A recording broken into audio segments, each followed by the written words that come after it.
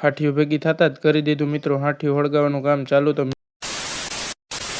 જય માતાજી બધા મિત્રોને મિત્રો, સ્વાગત છે તમારું મારા નવા મિની વ્લોગમાં. તો મિત્રો વાડી આવી ગયા, જોઈ લ્યો હજી બધા ઢોરામનો બાંધ્યા હોય તો ચાલો એને ઠેકાણે બાંધી દઈએ. તો મિત્રો ભેહુંને અહીંયા આપણે હાથીઓ ભેગી કરી, એમાં થોડોક કપા વેરાણો હતો ત્યાં બાંધી દીધી ને બધી હાથીઓ ભેગી થઈ ગઈ છે, તમે જોઈ લ્યો. અને ભર ખડકેલા રહ્યા. અને મિત્રો હવે આપણે એને હળગાવવાની છે, તો તે પહેલાં આપણે મિત્રો પાણી ભરવા જવું છે, તો પાણીના કેન લઈ લીધા. અને થોડીક હાથીઓ ઊભી રહી ગઈ તો એ પણ ચીપીઓ લઈને આપણે ઉપાડી લઈએ.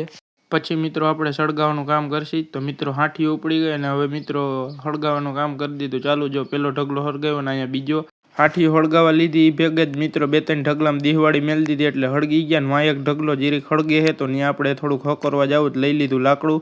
અને પછી મિત્રો હું આવી ગયો તો પાણી પીવા ને હવે પાછો જાઉં છું હાથીઓ હળગાવા. તો મિત્રો આજે આપણે આ ખેતરને સાફ કરી દેવું હોય ને હાથીઓના ઢગલા હળગાવતા હળગાવતા મિત્રો બાકસ પૂરી થઈ ગઈ તો લઈ લીધી બાકસ. અને હવે જો પપ્પાના દાદા રિયાની જાય છે આપણે.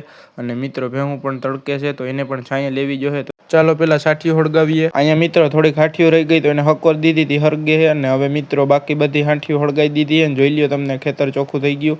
અને મિત્રો સખત મહેનત હાલે છે. તો મિત્રો તમે મિની બ્લોગ જોતા હશો તો તમને ખબર જ હશે કે આપણે કેટલી મહેનત કરીએ છીએ ખેતરે.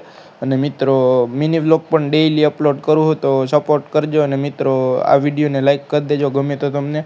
કેસરને એને બાંધવા આવી ગયા મિત્રો છાંયે, કેમ કે તડકો બહુ છે તો એને પણ છાંયે રાખવા જરૂરી છે. તો બળદને એને માં બાંધી અને કેસરને આપણે અહીંયા બાંધી દઈ. તો ચાલો બધા ઢોરને મિત્રો છાંયે બાંધી દીધા ને હવે મિત્રો આપણે ઘરે જવું છે જમવા. તો ચાલો ઘરે જઈએ. તો મિત્રો ઘરે આવી ગયા અને આજનો મિની વ્લોગમાં એટલું જ. મળી તમને નવા મિની વ્લોગમાં.